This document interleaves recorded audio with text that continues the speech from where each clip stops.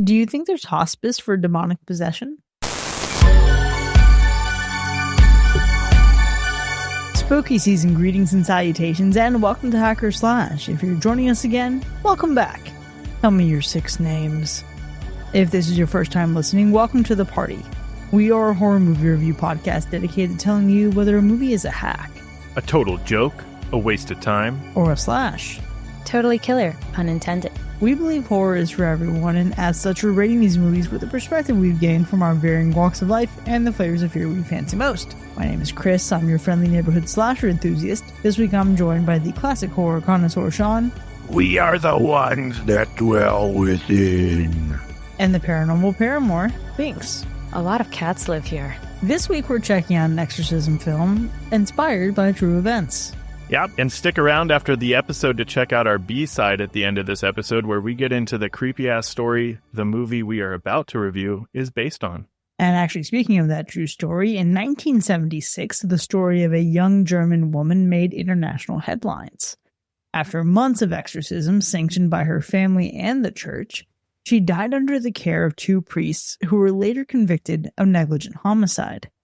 Nearly 3 decades later, filmmakers Scott Derrickson and Paul Harris Boardman adapted that story into a courtroom drama layered with horror. Their script set out to explore not only the question of guilt, but also whether demonic possession can or should be considered real in a modern legal system. This week, we're talking about The Exorcism of Emily Rose. Who's seen this one before? I actually saw this in theaters with my mom. I was maybe like a little shy of 13. Wow. I feel like, but it's been a long time since I've seen this movie. Maybe haven't seen it completely since then, so I've forgotten a lot of what happens here. Wow, that's you really 13 going on 30. Wow. So many movies that I really shouldn't have seen at that age, guys. 13 for sure. I don't think I saw this one in theaters. This is definitely one that I've seen several times before. It's definitely been a while though, but I love me some exorcism movies for sure, you know? On the flip side of that, I actually don't really care for exorcism movies. It's just not my bag. The whole idea of exploration of like spirituality and religion is just not my flavor of horror. But this is one that I saw in high school. So this movie came out in 2005. This movie's 20 years old. Damn. I feel super old now saying that. Holy shit. Damn. But yeah, I remember watching this in high school, and I also remember fucking loving it. This was one of those like early 2000 films that I was super into. I feel like, yeah, it's weird to say 20 years old this movie is, and maybe, yeah, I was probably watching it that long ago. Like I said, I don't think I saw it in theaters, but I definitely watched it around the time that it came out. And, you know, watching this movie now, it really stirs up this like cocktail of emotions. You know what I mean? It's like filled with dread. It's filled with empathy. There's this unease about the movie. The possession scenes, I feel like they're raw. They're unsettling. It's different than you get in like normal exorcism movies. I feel like you've got a whole lot of, you got more to it, but then you also have those courtroom scenes that are so intriguing. It adds this layer of drama to the film that I wish they did actually more of in the third Conjuring film. Like they could have really tied that in a lot better. Yeah, I actually think back on that episode now after rewatching this. I'm like, damn, I liked that movie maybe a little bit more than I should have, given the things that I liked about it were the legal proceedings and just thinking about the exploration of this as like a criminal act. Whereas this gives you way more than that.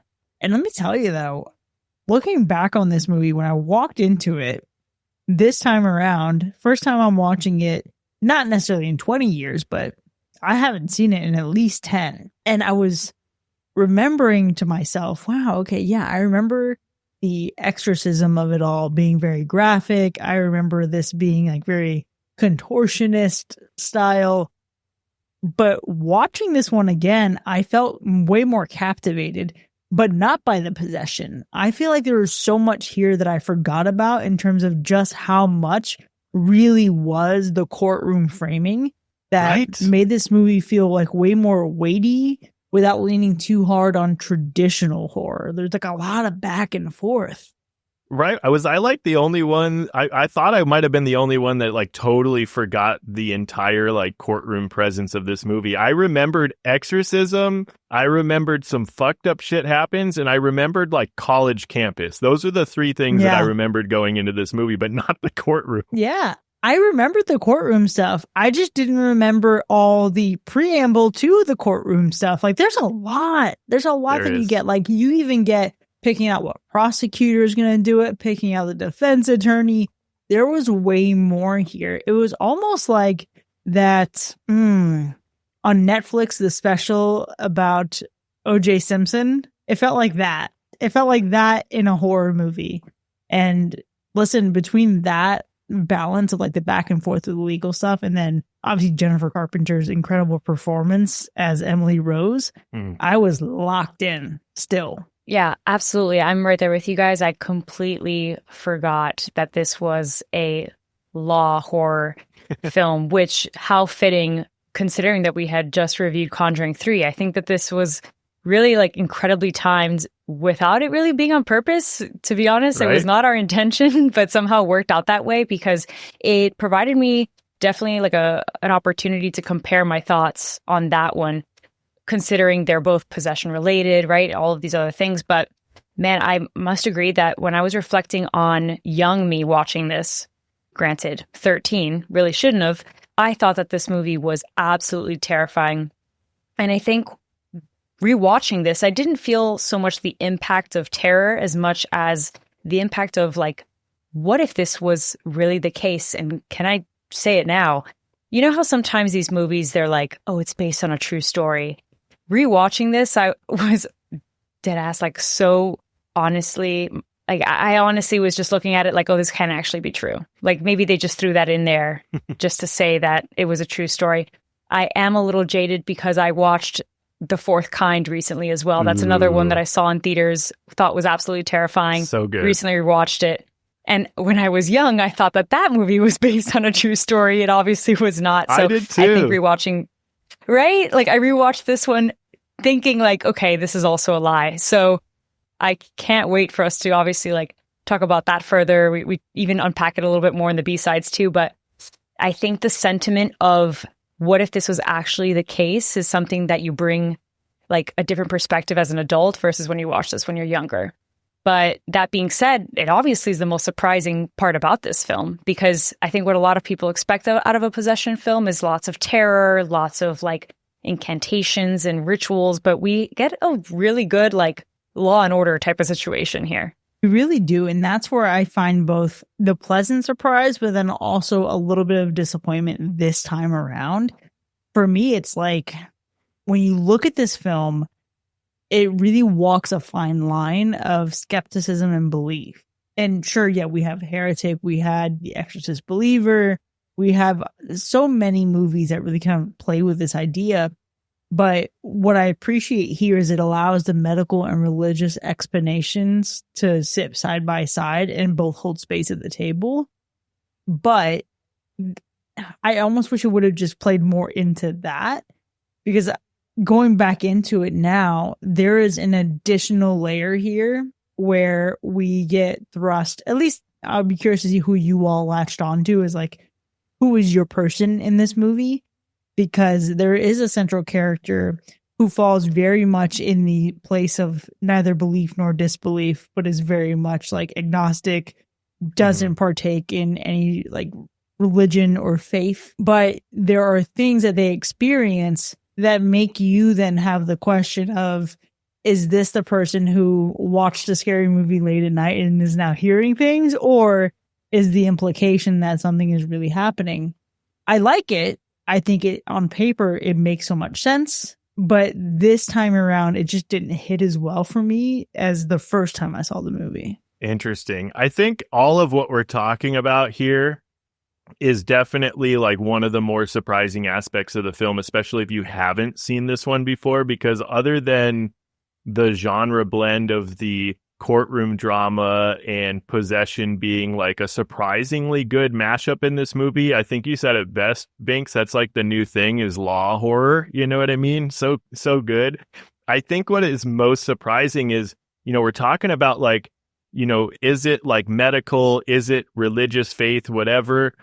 I think it's just surprising that this film never really truly commits to being on either side of this debate that's going on, right? Like, because the way that it's telling the story and the way that it's executed is you're getting everyone's side of the story. And when those sides of the story are happening, you're getting flashbacks and snippets and different things like that kind of go along with what they're saying. So it's like, we're not really committing to one side or the other. It's really letting the audience decide, and it keeps the movie unsettling and thought-provoking for sure. And it's one of the things that I think the story that this movie is based on, which we'll talk about a little bit later, also does, based on who the audience is, right? You make your choice. Is it faith? Is it medical? We don't know.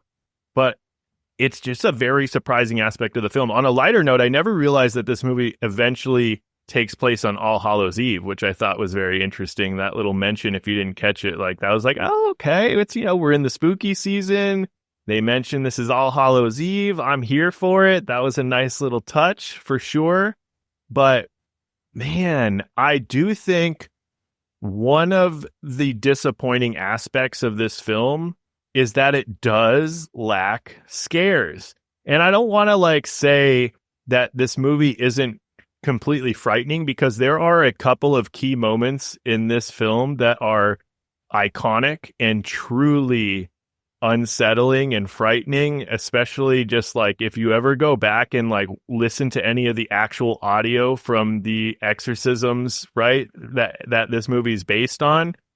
It is really well done the way they brought it to life, and it's very, very interesting. But I think if you're looking for constant terrifying moments, it doesn't really deliver in the same way something like The Exorcist does, right? It's instead of being all about scares, it's mostly I don't know, it's almost heartbreaking in a way, because you end up really feeling for Emily in this movie. So it's a mixed bag, but it's not truly a scary, scary film.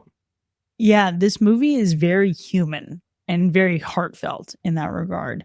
And this for sure is not frightening, but I think it's because the courtroom setting diffuses terror.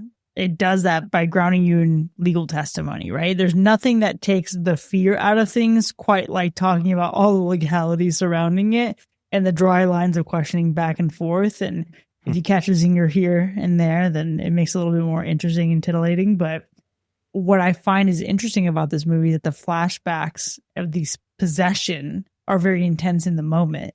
So where I think it actually works is you have a little bit of scary, but then you're buffered by rational thought and logical explanations that really cause belief or disbelief. And I think it's a great starter kit movie. This is such a safe movie to watch with someone who maybe is on the side of, okay, supernatural things really freak me out, but you want to not subject them to Insidious and have someone as traumatized as Binks is. I will also say that Jennifer Carpenter, listen, girl, the things you're doing in this movie could be nightmare fuel for someone. For sure. Not me, but could be. Well done. Absolutely. No, I think Jennifer Carpenter is a face and a name that you'll remember, if not for Dexter, then at least for this movie, because this woman can emote some things that you will not forget. That's for sure. But I have to agree with you, Sean, that even for someone like me that can get scared very easily, or at least tries to advocate for those that can get scared very easily, this one doesn't quite have so much the traditional jump scare moments. It definitely has some level of intimidation, and that is in part because of Jennifer Carpenter, but think of it more as the intensity and the tension built through the legal drama of it all, with, like Chris says, right, like those moments of wait a minute, there's a paranormal explanation to these things, and so it creates this level of doubt.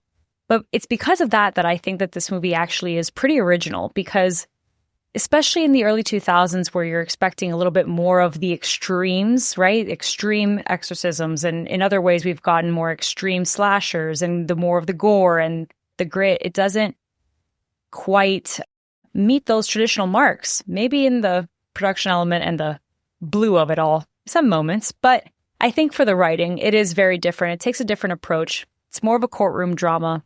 And I think it also poses the question of like this faith versus science, and what does that look like in the courtroom where our justice system is all about like benefit of the doubt, right? Or, you can't necessarily, defend someone or persecute someone based on something that you just don't know is fact and certain. So I think that part's really interesting to introduce not only to a horror movie, but a horror movie that's in the early 2000s. It's very rare, obviously, from what we can see. For sure. And I think that's the specific thing that makes this movie super entertaining. I think we can be very honest with ourselves. If this movie didn't start the way it did by subverting your expectations just slightly, and if it didn't have the legal framework and wrapper for this story, this would have felt like another Exorcist knockoff. Instead, though, it positions itself really well as a duality of government proceedings versus spiritual proceedings. And I think that's where this movie finds like a really solid niche. Yeah, for sure. It's based on that true case, right? It pulls from the real story of Annalise Michel, but really grounding the supernatural horror in like this real world tragedy. And I think it gave it this unique weight and realism, which it does make it feel original. It does make it stand out amongst other possession flicks like you guys are all talking about. But I think what's also kind of interesting at the same time as all of that is that the ending that we get is not necessarily the explosive ending you would think you would get in a movie about an exorcism, right? It's both bittersweet and unsettling in its own right. That's the best way that I can describe this ending. Instead of giving you this big, horrifying finale, I feel like the ending leaves you with this lingering ambiguity. Was it supernatural? Was it not, right? Like it never really commits to the bit. And so it's different than other exorcism movies, right? In those movies, they're really driving the fact that this person is possessed by the devil or a demon or whatever. And there's this whole battle of good versus evil. And at the end, whatever happens, but there's this big showdown, right? And I feel like in this ending, it's a little bit different. Like you're not going to get that explosive ending, but what you are going to get is you're going to get like a really interesting kind of bittersweet moment. It does still leave you questioning, and it makes you decide for yourself. What do you think about this? Yeah, it's the way that your mind can wonder, well, what about this part? What about that part? And the fact that it lingers with you after the credits roll is significant. And I think it's one of those where I don't want to like dive too much into the specifics of what I mean here, but this movie feels like compromise. Like it absolutely does. It doesn't leave you with one resounding victory one way or another. It leaves you right there in the middle. This movie's like, I hear you both, so we're gonna end up here. Agree to disagree. That's crazy. That's a fantastic way to put that, man. And look, more power to them, because at the very least they recognize like, okay, well, if we're gonna make it a legal drama, let's kind of walk the line here. But yeah, something about the ending, I've got to agree. It's a little bit of, on the one hand, makes me think, okay, yeah, rationality, reason, sure. On the other, I almost interpreted it a little bit as like slight dramatics, which is interesting. I don't know if I would have maybe seen it that way as a kid, right? As a kid, I was probably like blown away, like, oh shit, like this is crazy. But, I'm an adult now. I'm a little bit tainted by life and adulthood and a slew of horror movies that I've seen by now, right? So I maybe approach some of the scenes, especially towards the ending, a little bit differently, but it is a very happy medium. Or maybe happy is a weird way to put that. Oh, it's a way to put that, Binks. But let's see how we put these ratings before we actually score this film. Sean, how would you describe the gore score? Well, most of the disturbing imagery comes from Emily's physical deterioration and her overall appearance, right? The violent contortions, anguished expressions. I feel like it's unsettling, it's raw, but it's not really gory. So when it comes to the gore, this one keeps it pretty holy, right? It's less blood and guts and more shaken faith and twisted contortions. So it's definitely getting a low gore score.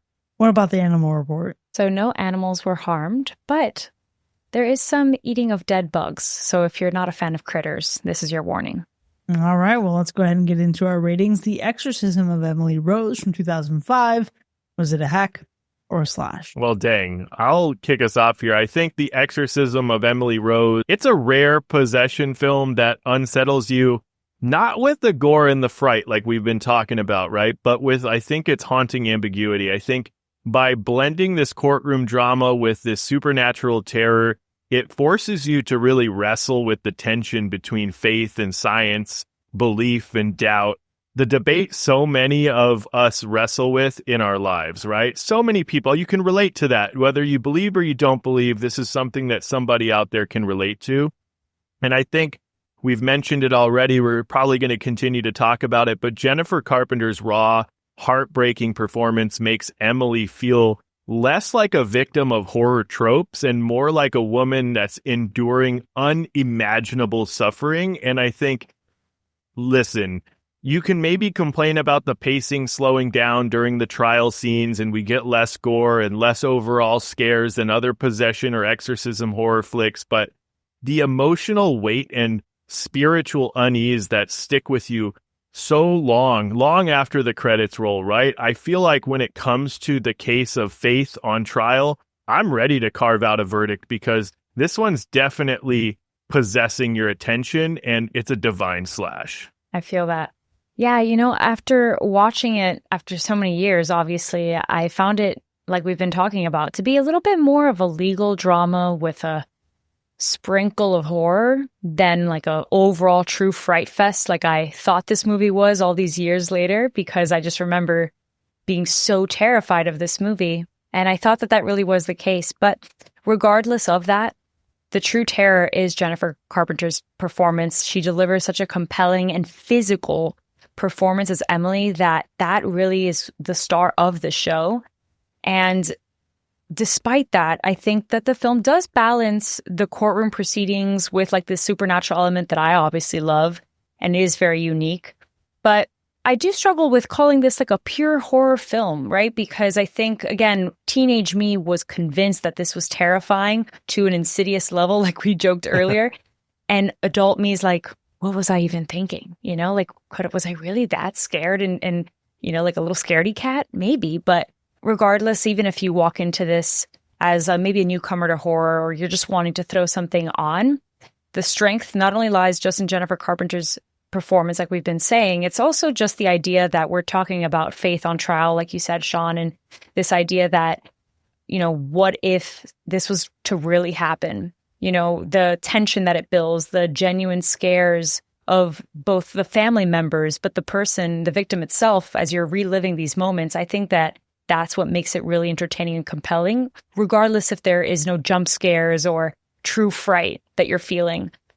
It's an interesting take on the subgenre, and we don't really see that often. The most recent one we got was Conjuring 3, like we just said, and truthfully, I think that this approached it much better, and that's a lot coming from me. So I think that although this didn't quite meet the expectations and the hype that I had built up for the last 20 years, it's still definitely a slash, and I would recommend it if it's something that you just want to throw on for the spooky season or don't want to like get absolutely terrified and want to go to sleep at night.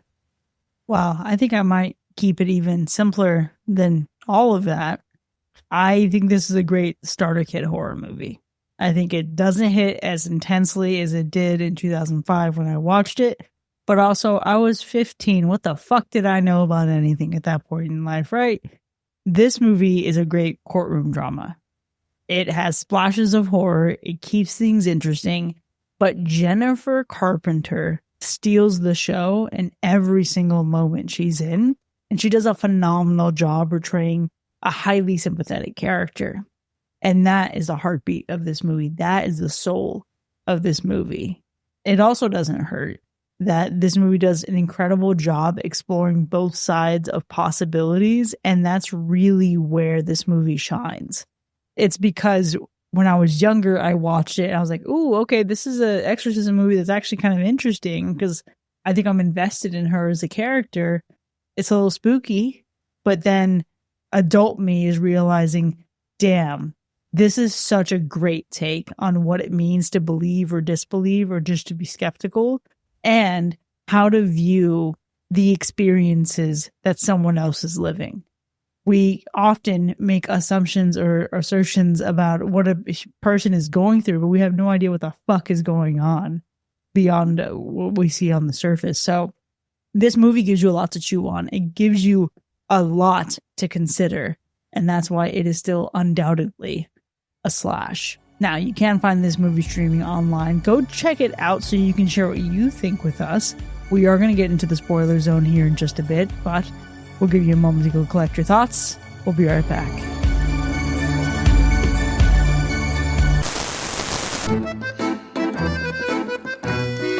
Tonight's episode of Hacker Slash is brought to you by Campossession Services, your one-stop spiritual security force on campus. From late-night parties gone wrong to lecture halls that just feel a little too cursed, Campossession is here to keep you safe.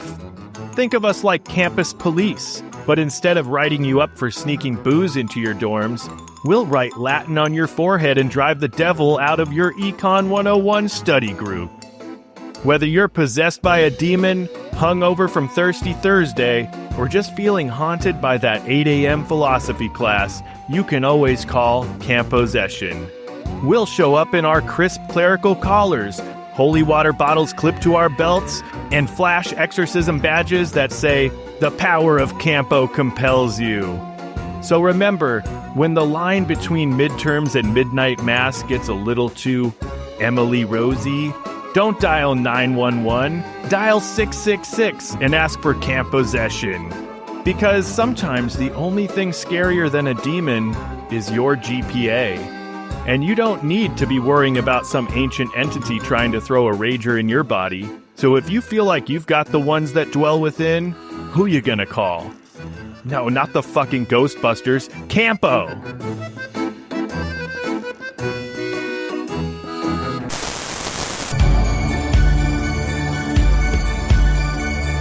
Welcome back, folks. You're now entering the spoiler zone for the Exorcism of Emily Rose, which has earned a universal slash. Now, we have so much to sink our teeth into here, but before we get into all that, John, let's go through those kills. Well, much like the gore in this one, the list of kills is extremely short. With only 2 deaths during this film's runtime, there isn't going to be much debate on which of these 2 are the best kills, so let's just get into them. What did y'all think about the 2 kills that we did get in this movie? Listen, Dr. Cartwright getting hit by a car.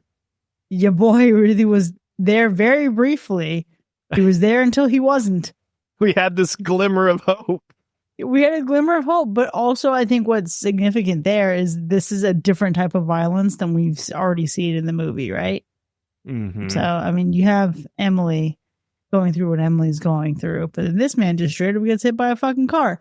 And it ends up feeling not unlike in The Omen when you have other deaths surrounding this circumstance.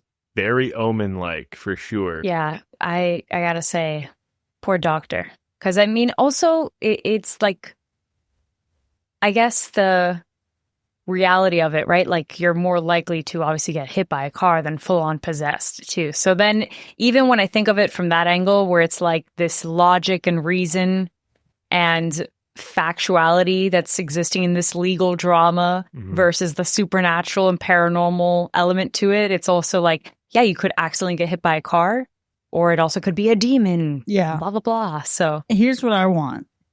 I want the Exorcism of Emily Rose, but I want the sequel that's actually a prequel. And almost kind of like actually Lion King 1.5. I want the behind the scenes to show how the Exorcism of Emily Rose is really just a Final Destination movie. whoa. That's crazy. I like it. Sign me the fuck up. Yeah. That's a nice little like novella of the whole debacle. But speaking of Emily Rose, I mean, yeah, that's a pretty sad one. When it starts off with just revealing her kill, that's actually a moment that I did forget as well. I was thrown off by that because I entirely forgot that this was a legal horror film to begin with, right? So when it starts off with that revelation, I was like, oh, that's right. Yeah. I feel like a lot of people remember this movie as the exorcism that happens in the farmhouse. Yeah. You know, like at least that was the case for me. I remember the farmhouse. I remember Jennifer Carpenter. Yeah.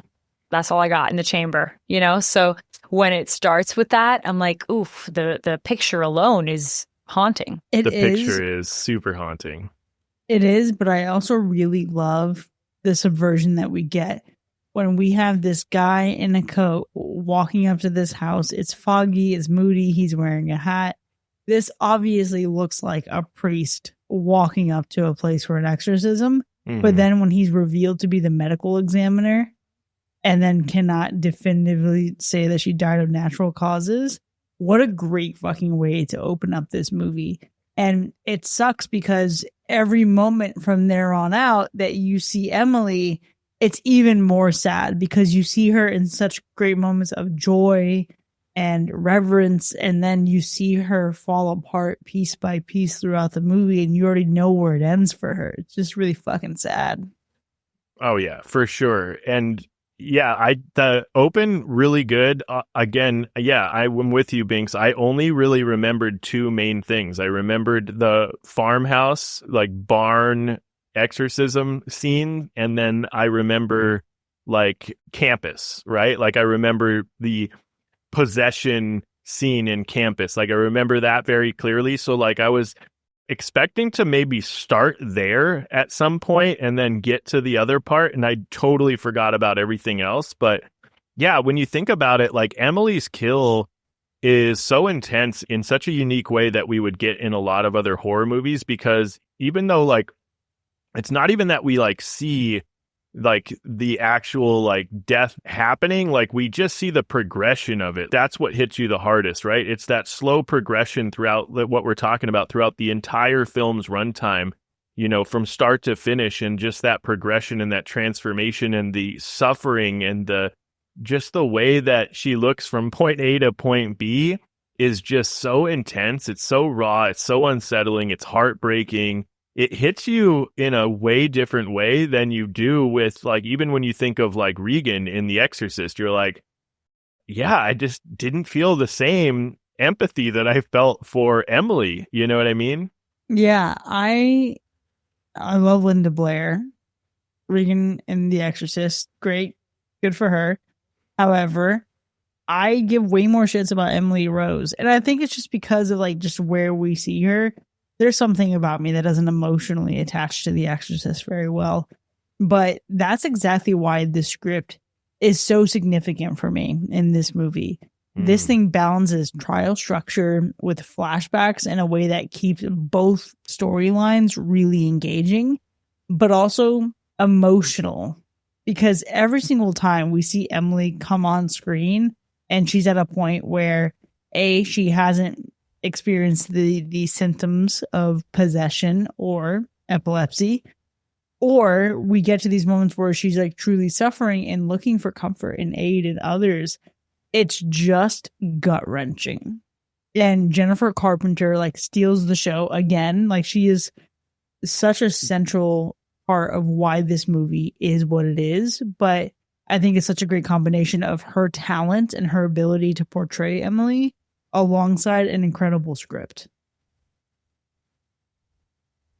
Yeah, it's very interesting to think of all of the things that went into making this movie special. And I can tell you, like, for me, it's some of the best elements of this film are like the subtle things that give it its lasting power. When you really think about the sound design, for example, specifically just the sound design, right? Those growls, those whispers, those layered voices during the possession scenes are genuinely unnerving and really amplifies like the tension without the need to really show too much. So you can't really, it's subtle, like you're watching, it's not subtle, but like it's subtle in the fact that you're watching it and you don't even realize how much that adds to the film. And then if you go and listen back to like the actual audio from the actual case and then listen to this back, like you got to give them kudos for trying to recreate some of this stuff. And then when you think about like even just the editing or the overall structure of this film, those jumps between the courtroom and the flashbacks keep you on edge, they keep you engaged. It's really balancing that emotional drama with the horror. So these subtle things that the film does so well that keeps you invested. Absolutely. And it also makes me think of the actual case, right? And the recordings that they have of the growling and all that, the different people that she was, right? I feel like thinking back on the movie, because I obviously saw like a bit of the interviews and those clips afterwards, right? I was like, man, they nailed that pretty well.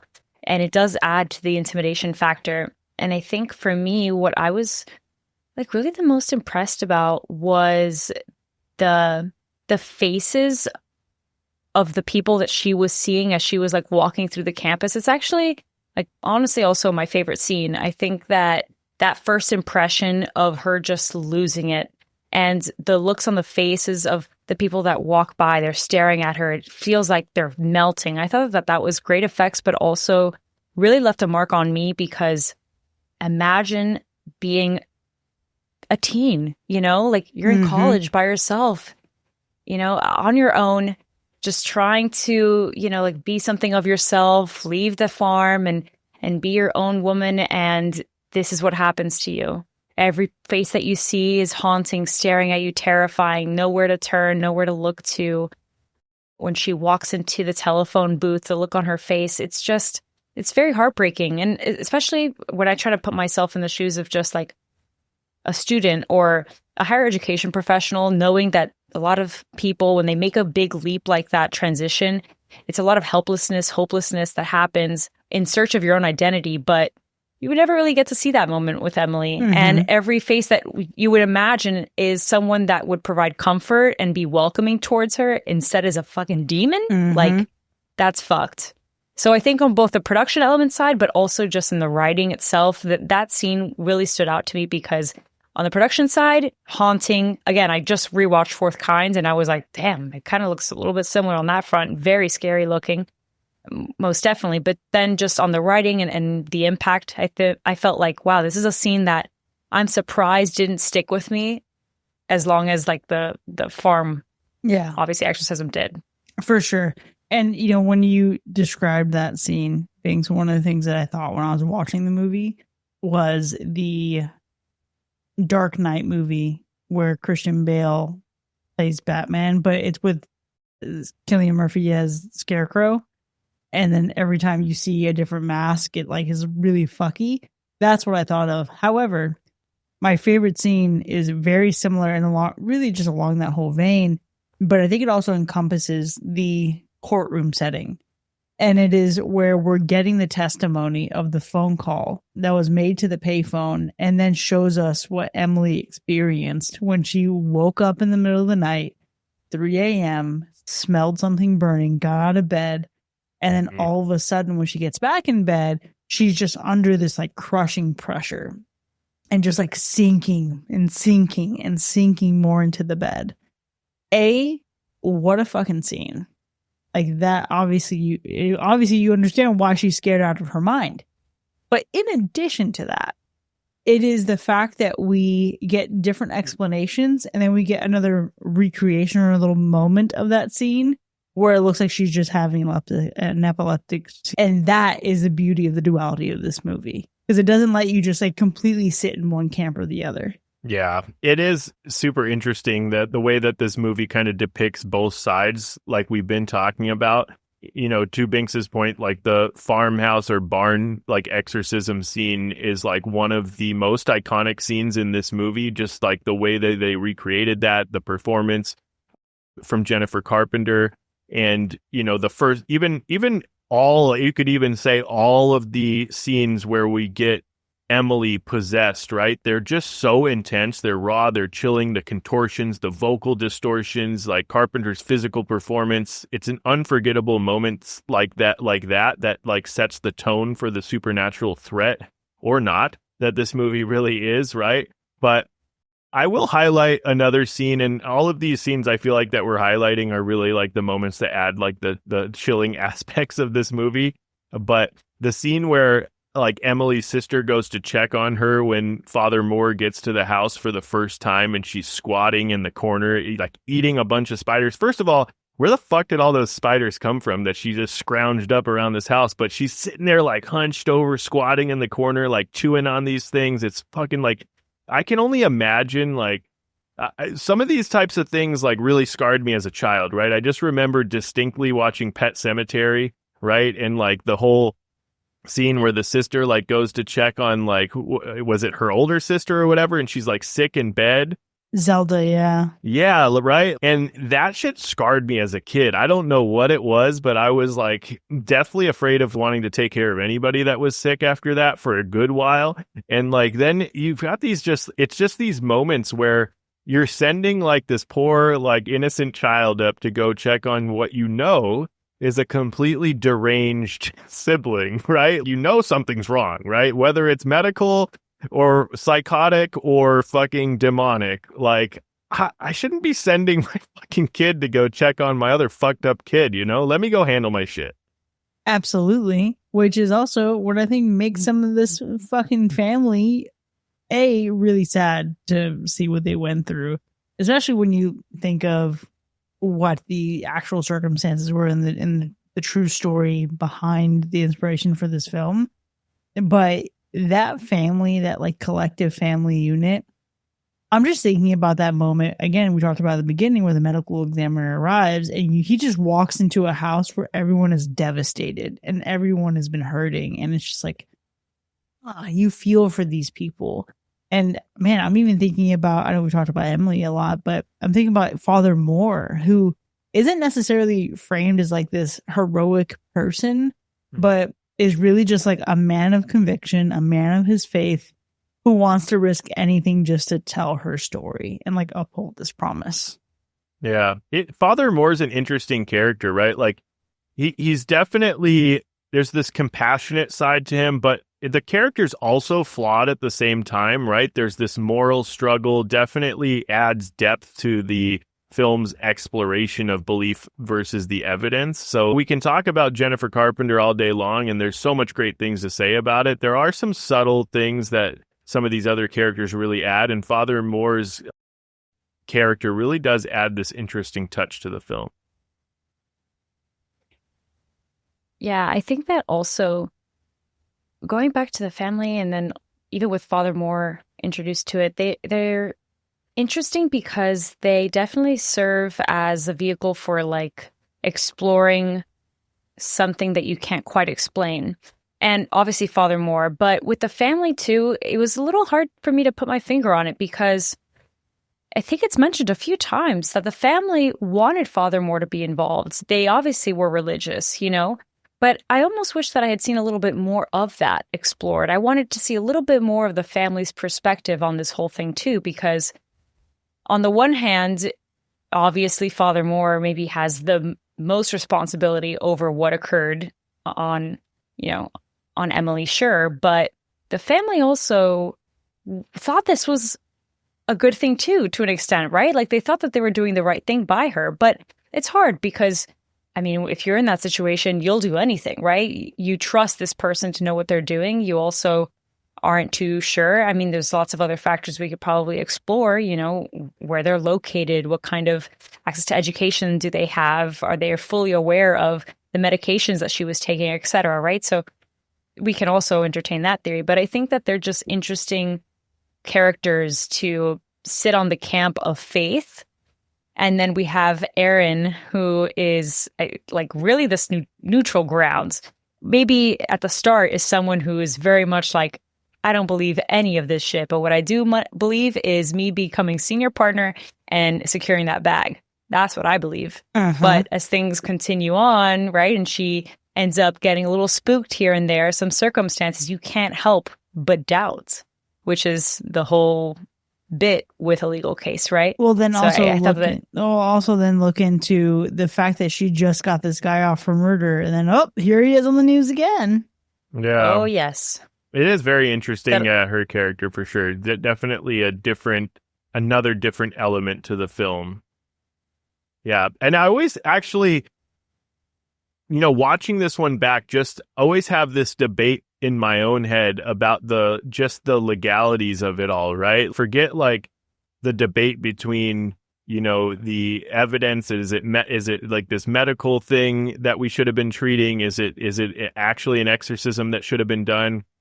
But I just think about the situation and why they're in court, and I'm when you just watch this movie, and maybe it makes a little bit more sense what actually happened when we get into that a little bit later, B-sides or the free sides. But I think that it's very interesting, the legalities of it, because it's like, well, who's actually to say, like, if the family decides like what's best for their family member, you know what I mean? It's not necessarily like they were there like fucking beating her. Like, she was doing all that shit to herself, and they just decided not to take medications or put her in like an institution or whatever. And like, is there a right that you have as like the father or the legal guardian or whatever it may be, like, or the father and the mother, the legal guardians, right? Like, it's just a very interesting kind of subject in general that always made me question, like, why are we even in this courtroom right now? You know what I mean? Yeah, we need some legal listeners to tap in and give us the lowdown. But there's a few different angles to it, right? One is, yes, she does enough to herself, but then also, does there come a point where she is not able to, she's not in a condition to consent to the treatment that she has or the continued treatment? And when you look at, okay, for example, one of the doctors is on trial, or not on trial, but he's being questioned. And she's like, well, you would force her to do these things? And he says, to save a life? Absolutely.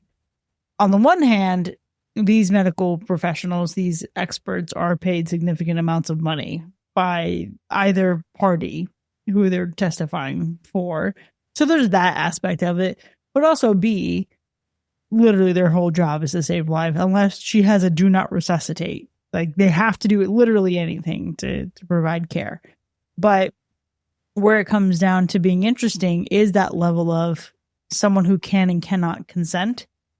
Then where does that come in terms of like next of kin or power of attorney? There's so many different things that go into that. So I would for sure be fascinated to know. But the reality is that all this came at Emily's choice. Right. So it's interesting for sure. It's fucking interesting. I mean, it is definitely interesting for sure. But I guess I would say, like, aside from all of that, I think the worst part, if I had to pick one for this movie, was probably maybe just the lower payoff at the end. Like, I think that the way they ended it, you know, the emotional like weight of Emily's death, and like you've got the courtroom verdict and all of that. I'm not mad at all of that, but I do think it was a bit anticlimactic because we didn't really get to see maybe the horrific end in the way that we might have expected to see. And so the payoff there wasn't 100% for me. So if I had to pick a worst part, that would probably be it. Yeah, I don't know that I am mad at the compromise of this ending and thinking about, you're guilty, but no more time for you. I'm okay with that. And then also seeing like what has become of her gravesite, etc. Sure. Yeah. For me, and this is such a particular thing, it is just that the moments we get with Erin being creeped out and scared, or her watch stopping at 3 a.m., those little things, if this were a slasher, it would feel like padding the body count. And I don't know that it was necessary. Yeah, that's fair, because I think it feels a little, I don't even want to say fan service, because that's not so much it is.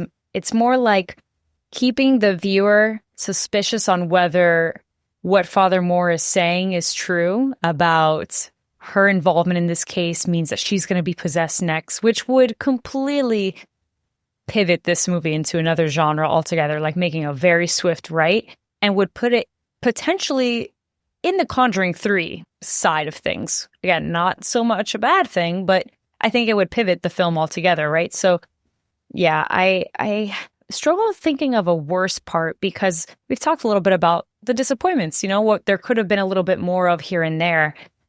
Maybe for me, it really could have been that it could have been just a slight bit scarier. I don't know. I think that although my favorite scene and that college scene provides a lot of terrifying moments, especially when she's like absolutely losing it in her room with the bugs and the scratching on the walls, etc., I think I would have liked a little bit more of that in the ending in particular, because what's strange is that I remember so much of the ending being in this setting, But ultimately on the rewatch, I'm like, there's nothing really too crazy that's happening here. And it feels like it gets watered down even more so with the conclusion of the case, etc. Like, it seems logical, right? But somehow it's like, how did we get a little bit of rainbows and butterflies out of this too? That didn't quite feel like it was necessary. But it wouldn't stop me from rewatching the movie. I think that now that I've rewatched it, I would definitely entertain it again. Maybe it would be like a compilation if we could make a list of any other law horror films out there. That'd be kind of cool. But I definitely rewatch it. It's just now that I know it's not as scary as I remember it as a teen, I can go into it a little bit more like, okay, absorb the legality a little bit. Think like I'm watching a weird Law and Order Halloween episode. Yeah. I realized that I dated multiple people in the legal profession and helped a few through law school. And now, in retrospect, my biggest regret isn't making them watch this fucking movie and finding all the torts issues. Like, I want to rewatch this movie with someone in the legal profession to really dig into this. This is such an easy one to rewatch, too. Again, it has that perfect balance of like a filler movie in the spooky season. Sean, you mentioned All Hallows Eve. That's great. Something I completely forgot about. But what a great time to have on as a compromise pick. A movie with a very compromise heavy ending as a compromise pick for when you want to watch a horror movie, but someone right next to you says, none of that shit over here. Yeah. It's a compromise if you want to watch a horror movie, but your partner's just into Law and Order. You know? I would say for me, I mean, I've seen this one probably like 4 times now, I would say at this point, and it has felt enjoyable each time I've watched it. Granted, I feel like I've given it a healthy amount of space between each watch because it's definitely been years since I watched it before watching it for the podcast, but I gotta say, like, I definitely think it has that rewatch value for sure. I think if you like, we're kind of like made fun of the compromise, but it is true. Like, if you're just not like wanting to commit to like something like super, super crazy, but you still want that vibe, you're going to get a little bit of the exorcism. You're going to get a little bit of the spookiness. You might have a couple moments that give you the shivers, but you're also going to get a really kind of intriguing and engaging dialogue through the courtrooms and the character developments and things in this movie. So it's definitely got rewatch value. It's definitely got it. Well, I can't wait for one to get into the actual events that inspired this film. But for now, there you have it, folks. The Exorcism of Emily Rose from 2005 has earned a universal slash. And while we certainly had a robust discussion, the conversation doesn't end here by any means. Yeah, if you want to find out what's on the other side, consider showing a little faith and visit patreon.com/hackerslash. This is really where you can enjoy even more of the show, including the bonus content with early access. You can check out extended episodes with our B-sides, which are free sides for the spooky season. You can get into some movie nominations and, of course, partake in some live shows. We'll see you next time, folks. And remember, if you're not sure, then you are one. Withdrawn. No further questions.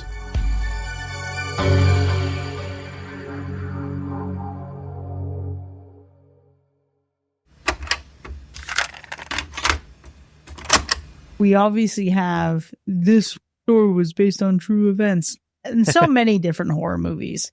But this one in particular is devastating because no matter how you look at it, there's still a young woman who died at the really in her early 20s. Mm-hmm. Gone long before she should have been. Way early on. And I think there's this interesting factor, like when you actually, because,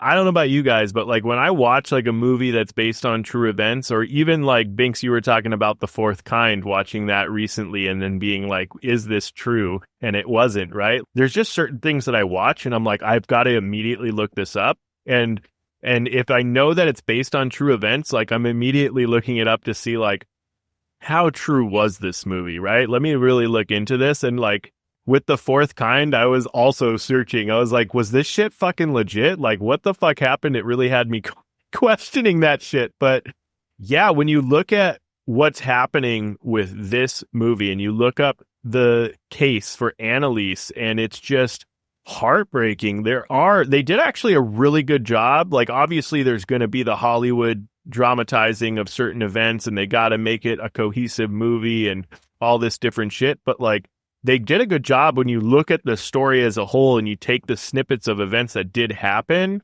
They did a good job depicting it in the movie, I feel like. Listen, I'm ready to learn because I figured, let me not do exactly that on this rewatch and learn from the two of you that absolutely love doing it, because I typically would. And after Fourth Kind, I was like, wait a second. Something about this seems a little bit too cheesy. Maybe this isn't real. And then I looked it up, and obviously it was not. The gag's on me. But nonetheless, I was like, well, I'm going to, just in case, I'm not going to look it up. I feel like we're going to talk about it, so I'm not going to say anything. I'm not going to Google it, so I'm prepared. But at this point, everyone is banking on that it's based on a true story. And it could literally be one small little moment. Right. All right, well, hey, let's go through it. So, Sean, I think I got a bit of an overview of a timeline here, and maybe you can pepper in the details as you got them. But Annalise, she was born in 1952, deeply Roman Catholic upbringing. So, already great soil for some demonic shit. At the age of 16, she begins having seizures, and then she's diagnosed with temporal lobe epilepsy. I think that's really interesting, is like, this movie obviously depicts like that, Emily Rose as depicting Annalise, right, is like developing like this possession while on campus, right? And then shit just hits the fan. Whereas like this was actually happening with Annalise like for years at the age of 16, like you said, starting in class with like this epileptic blackout, whatever. And then it just goes on for like, well, maybe it didn't happen for a little while, but like we're talking 5, 6, 7+ years, right? Before like shit really goes down. She ends up also being diagnosed with depression, bipolar disorder, and psychosis and hallucinations. So just about anything you could throw at this girl, she's got. It sounds like we don't believe women. Again, earlier medicine. This is only in she ends up passing away in the 70s, but still. So she gets psychiatric treatment before resorting to any exorcisms whatsoever. So in this case, she takes anticonvulsant and antipsychotic medications over the course of several years. And despite that, her symptoms continue to worsen. So she still has hallucinations. She still hears voices. She still refuses religious objects, etc. Yeah, it's really interesting. Obviously, these are the points right here that divide the people, right? There's going to be people that are like, well, maybe it was misdiagnosed. Maybe they had her on the wrong medication. Maybe it was that. And then there's the other people, well, you see, like that shit wasn't working. So it had to be demonic. You know what I mean? Yeah. What it really comes down to here is proper troubleshooting. You already tried the unplug and plug it back in. Now you're going least invasive to most invasive. I think demonic possession is probably the most invasive, right? So for sure. Basically the family's like, okay, well, we tried all of this medical shit. It ain't working. Must be demons. So the family becomes convinced of demonic possession after all those medical options are exhausted. They sought help from the church. They eventually get permission from a bishop. And over the course of around 10 months or so, she undergoes 67 exorcism sessions. Yeah, sometimes 67. Sometimes weekly, lasting hours long each. That's insane, actually, to think about. Okay, wait a minute, because that's the medication insanity. Wasn't working, but also the exorcisms weren't working. It also seems like, let's just think about this. I guess years, right? So 16 ages, we can do the math on her age. 23? But ages 16 to this, I doubt you tried any specific medication consistently and long enough to allow for the same amount of sample size as you had of 67 exorcisms. I completely agree. Because at the same time, it's also like, I don't know, maybe after 15 exorcisms, you're like, maybe this isn't working? Yeah, and like this movie, she has 6 voices that comes out, one of which is Hitler. Yeah, Hitler's one of the demons inside of her. The movie doesn't mention Hitler, right? The movie, like, subs some of them for, like, Belial and whatever. But when I heard Adolf Hitler, when I was looking into it, I was like, really? Adolf's down there demoning it up and exercising some motherfuckers? Yeah, so here's the thing. And Sean, I know that you listen to the tapes. I also listen to the tapes. Growling, raspy, yelling, etc. But there is one specific weird thing about this. One of the names that she names is a former figure in the church, in a local church, who was exiled from the church from bad behavior. It was so long ago that there's no way that she should have known about that name. Yeah. But you never know, like these devout Catholics, like these hardcore Catholics, you never know what kind of weird shit they're like teaching their kids or reading up on or who knows. But I get it. Like it is weird. Like I get the tones. I get what you're saying. Like the tones don't seem that distinct for 6 different tones. So I'm right there with you. But some of the facts that maybe she shouldn't have known, or even some of the language she's speaking, you know what I mean? I think is a little bit interesting. Yeah, well, because I mean, I guess the way that they explain maybe that, or they change it, obviously for the movie because it's American, is that she had a class or something. They mentioned that she took like a class that would maybe explain that perhaps she would know XYZ language. But I didn't do any research, but I did listen to the small bit where they play the tapes, and I was like, well, yeah, this does sound a lot of growling. Although, I guess I didn't hear what she sounded normally like, so I don't know if she could even go that low with her voice typically. Well, but there is a clip where you can hear her normal voice, and then you can hear what it sounds like over these 6 different voices. But it all sounds very similar to me. Like, she has a very, like, nice, pretty, light voice. It sounds super sweet. This poor woman. But then when you get into the growling and everything, it just all, honestly, it really all sounded identical to me. But there was like slight differences, maybe, but okay. So looking this up, it does show that she was speaking Latin and Aramaic. So she was doing a couple of different languages in there for sure. But it was we did kind of get like this really great like history lesson through those audio tapes, right? Because you're mentioning that priest from the 16th century. We mentioned Adolf Hitler. She like throws out Nero from the Roman Empire, right? We got Judas, the apostle of Jesus, right? We got Cain. We got all kinds of shit going on. And then Lucifer himself, you know? Man, it's like a party up in there. Yeah. Yeah. And so much of a party that it's okay. It's fucking terrible. And I think about this and like, sometimes you think about some of these things and it's like, okay, it might be funny to laugh at. But this poor girl, regardless of what she's experiencing, what is very real that ultimately kills her, she stops eating and she becomes severely malnourished and dehydrated. And those 2 things are what kill her finally in 1976. And that is just devastating. When you think about brutal. How little she weighed at the end of her life, it's just terrible. Under 100 pounds or some shit, like really wild. I think also she was at some point just like constant, like doing like 400 squats a day, like just doing weird movements like that. She would hide under the table and just bark for hours and days, like weird shit. She was like dropping to her knees to pray, like continuously to the point where she broke her fucking kneecaps and tore like ligaments in her knees or legs or whatever. And apparently wasn't phased. Obviously, we were not there to verify that fact, but as the story goes, or as the depiction goes, or whoever documented that was like, that's crazy just to think about, you know what I mean? Like all the shit that she did put herself through, whether it was demonic or psychosis or whatever it was, like crazy shit. Yeah, and it's also interesting because they say that obviously she weighed so little, but she seemed to possess extreme strength when she was trying to be restrained. Well, when you got 6 fucking people inside of you, you got to have a lot of strength.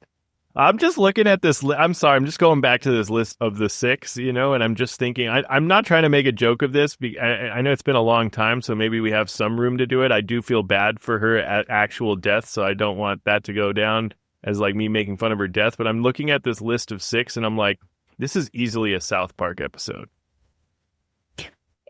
I mean, when you really think about it, it's like maybe like the Mount Rushmore. You know what I mean? Like, I'm looking at these people. characters, and for South Park can fuck with this. You know what I'm saying? Well, now I'm just thinking of Cartman's voice, just talking on this episode, just talking about it. That's crazy. No, that's really insane. I honestly feel like even more reason why I wish the family was a bit more of a central figure in this movie somehow, because that's got to be hard on them, obviously, to witness. But on the other hand, since I'm not a part of the family, I can't speak to this. I'm not a parent, and et cetera, et cetera. So what do I know? But I just can't help but feel like, man, what? Mm-hmm. What are you allowing? What are you allowing to happen? What do you do? But it is helplessness, right? Especially in the 50s, 60s, like, they don't have the technology. They certainly don't have the stigma of like going and seeking care, mental health. All of those things don't exist, especially in those early days, right? As much as it would now, but it's tough. It's a tough situation to be in. Well, speaking of the parents, her parents and the 2 priests who performed the exorcisms were convicted of negligent homicide. Right. So that's where I was like, this is where I feel like the movie kind of made it like it kind of makes you debate a little bit, right? Because in this actual event, like everyone got charged, right? You know what I mean? So like that makes a little bit more sense than what happened in the movie. But the prosecutors did say the parents have suffered enough, so they're kind of dismissed. But the priests were absolutely sentenced to 6 months in jail, which were later suspended, and then they had like 3 years probation, fines, legal costs, etc. Yeah. Oh, wow. Okay. Yeah. Well, that makes more sense. Okay. I guess maybe don't include it in for the movie because that would make it maybe 15 minutes longer. I don't know. Like, that's interesting, but whatever. I think it does beg the question, though.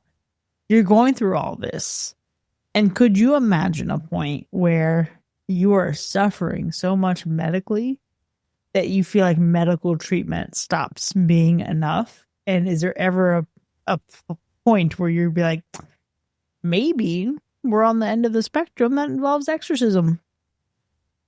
Like, what would it take for you to get to a point where you think, fuck, maybe I am possessed? If I'm floating off my bed. I'm floating. Yeah. I mean, that's that's, you know, that's a fair thing, but that, you know, you can feel like you're floating, you know what I mean, and not actually be floating. Wow. Yeah, that's why I'm terrified of insidious astral projection. Don't get me started. However, like if there was footage of me floating or someone witnessed me floating, someone call the church right away. I'll speed dial. Ed and Lorraine Warren are dead, so can't use them anymore. Yeah, it is an interesting subject because, you know, if you think about it, there are cases where people are like terminally ill, right? And they decide that they no longer want to take part in any like medical, whatever, hospital, whatever. And they just want to go home and they want to do their thing and they just want to do whatever the fuck they want to do. And I guess it's their choice at that point, right? They can make that choice. But it's just it is very interesting. You know what I mean? Do you think there's hospice for demonic possession? And if there is, they don't get paid enough. But you know what? That's a great question that I should probably Google and put the zip code of Hialeah. Because if there's going to be one, oh, Lord, it's here. I can promise you that. And you know what? Actually, I'll take it a step further and say that I know the difference between, well, I've never seen demonic possession, but I've certainly seen a saint one. And is that looks a little different. Definitely looks a little different. Wait, what is it? But, well, I mean, they don't look like, they're not spewing like scary things, but they definitely are dancing a lot. That's for sure.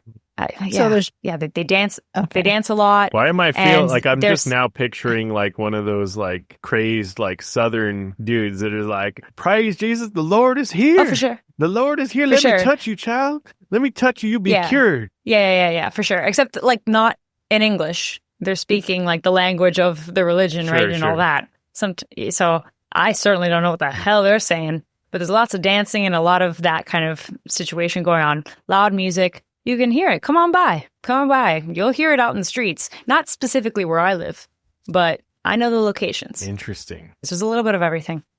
But not demonic possessions, hopefully, because that would be a step too much for me.